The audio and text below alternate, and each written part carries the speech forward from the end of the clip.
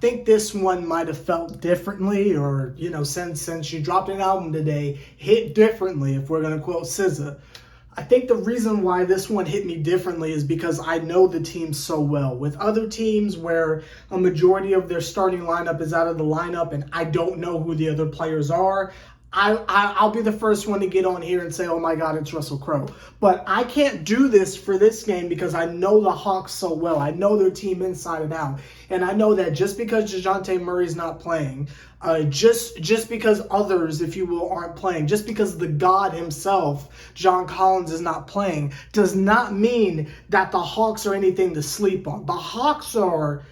I've been trying to warn y'all about them for about 2 years now, but they are not for play. As long as Trae Young is on that court, they're not for play. So I didn't go into this game saying, oh, this should be an automatic dub. Now, I did feel pretty confident because they weren't able to beat the Knicks. And if you're not able to beat the Knicks, that says something about you as a team, but that's neither here nor there. I expected a win, but I didn't think it was going to be easy. As long as Trae's on the court, it's not easy. The Nets went out there against, well, not against all odds, but against some people will sit there and say it's sloppy. The Hawks play defense. I saw a lot of people throwing out there that it was just a sloppy game with careless turnovers. The Hawks play defense. They jump in the passing lanes. They make things uncomfortable. They're a very scrappy team. Again, with other teams in the league, I don't really know them, but I know the Hawks. And I'm trying to tell y'all, we were out there fighting for our lives. And success was gained. And I got to say, take that back down to Atlanta then, because enough is enough. Kevin Durant and Kyrie Irving went off. This is one of those nights where everything was clicking offensively and there was just nothing the two of them couldn't do. Now, maybe efficiently it wasn't the prettiest. I'm not going to look at the box score, but just using the eye test, there was a lot of misses. There was a lot of heaves. There was a lot of chucking. But when it mattered most, unlike Avatar Aang, them two did not vanish. When it mattered the absolute most, they showed up. Kyrie Irving had one of the nastiest snatchbacks of all time. I'm talking about left AJ Griffin in the dust. One of the nastiest.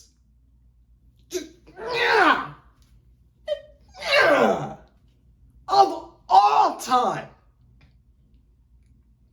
And the man had over 10 rebounds at that. And we went in there without Claxton. We had Ben Simmons at center going up against Clint Capella. And Ben Simmons didn't even play much. And Kyrie Irving had double-digit rebounds. You want to talk about hustle and effort? It was a battle of the dogs. Was it going to be the Bulldogs from Atlanta, or was it going to be the Junkyard Dogs from Brooklyn? And Brooklyn won out. Kevin Durant had a weird period of time in the third quarter where he couldn't hit a thing. But everything else, oh my God, Kevin. If Kyrie Irving wasn't on this team, I'd say Kevin Durant's the MVP. And I don't think they'll give Kevin Durant the MVP because Kyrie Irving is playing so well. And the suspension was like a minute ago. If we're keeping it a bean, that was a minute ago. So this man has had help. But if it was just Kevin doing this, I'd say no brainer he's MVP. But he does have Kyrie Irving out there. And Kyrie is silencing a lot of the critics of, is he really good enough? I'll tell you, I've been one of the main critics of Kyrie Irving, saying that with just him, that doesn't equate to winning. And while I stand by that, I will never, and I mean never, sit there and say he's not a superstar ever again. Right up there with Dame, right up there with Trae. I'll never slander his name again as far as basketball goes. Because Kyrie God, he's so good.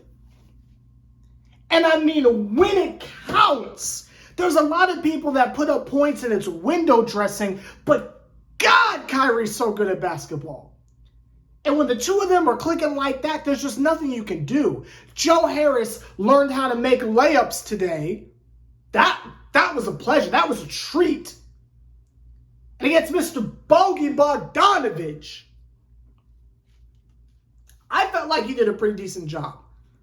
I felt like in some ways Joe Harris had 14 fouls, but maybe they just lost track. But I thought he did a pretty good job. I liked the performance that was put on by Mr. Sumner with the minutes he got. Couple of really stupid turnovers, but again, I credit that to the Hawks defense and their hustle and grit, if you will. But overall, it was a really good game. And while you could debatably say, oh my God, it's Russell Crowe, they beat a team without 60% of their starting lineup, maybe 70. I'll give you that. I'm just a little biased because I know the Hawks very well.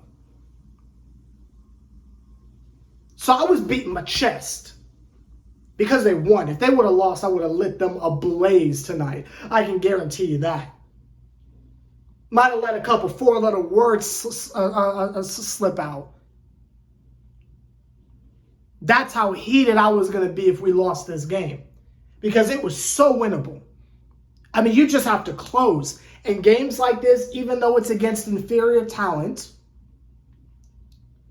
they're learning how to close games. They're learning how to win. That's going to carry over to the playoffs. And the Nets are so comfortably seated in that fourth place.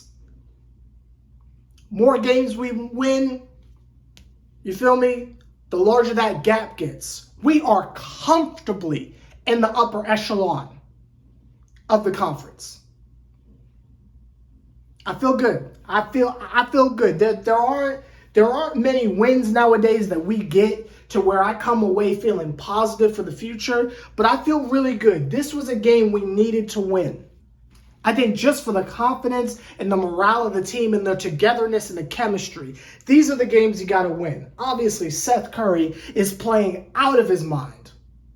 If he was just a little taller, he'd probably be starting. Royce O'Neal excusing a couple turnovers, which again, I attribute to the Hawks defense. Royce played well. Everyone did great.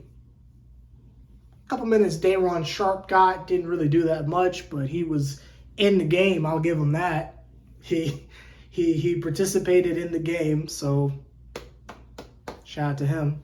Really a short reign as far as the individuals who got to play tonight. We didn't really see much variety. It was basically your normal cast of characters. There is one individual who I have to name specifically, and I was contemplating saying that this video should be an apology to him, but it's just one game, and that's TJ Warren. TJ Warren was hitting some very, very, very, very, very important and crucial baskets tonight that definitely kept us in the game where things were getting a little shaky because the Hawks just kept coming.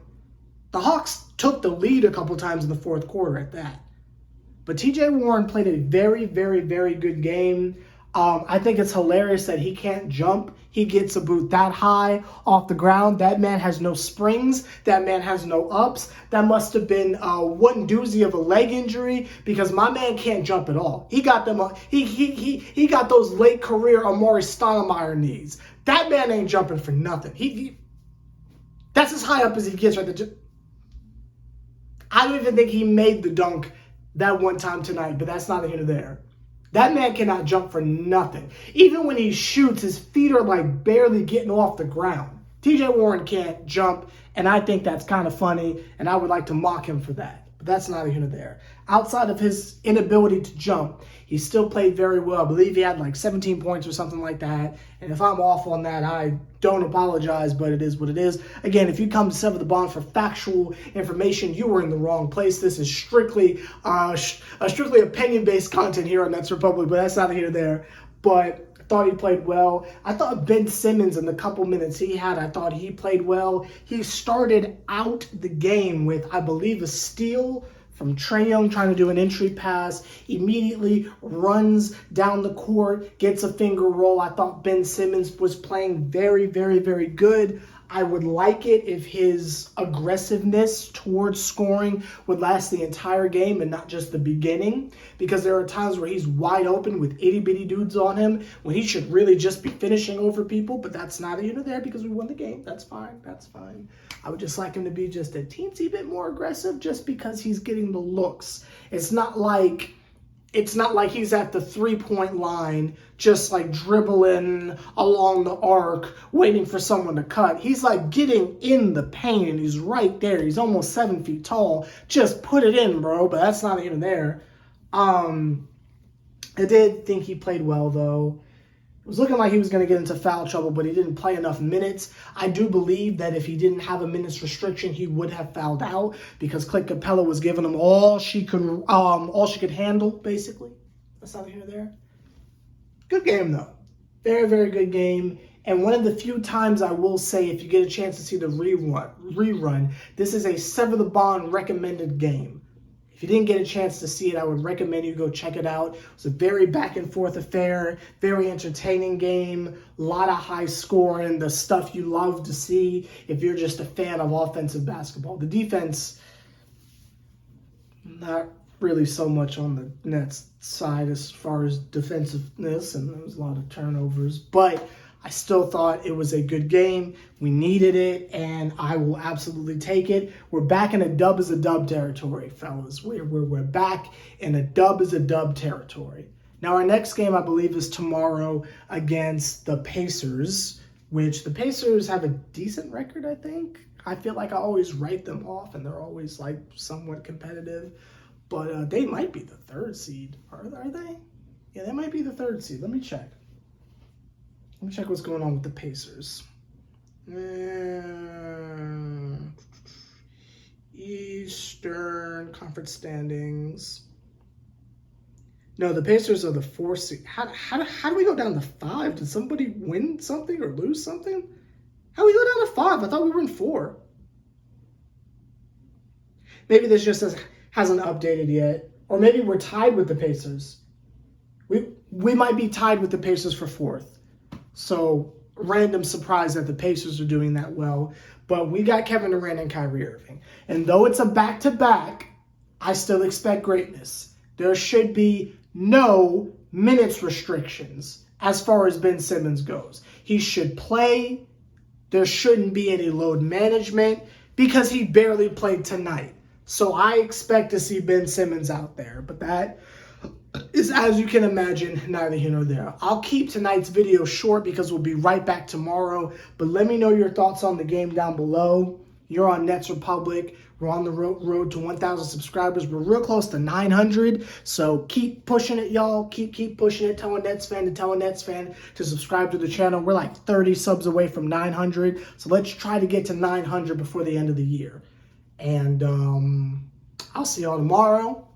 You're on Nets Republic. I'm your host, Sever the Bond. See you tomorrow.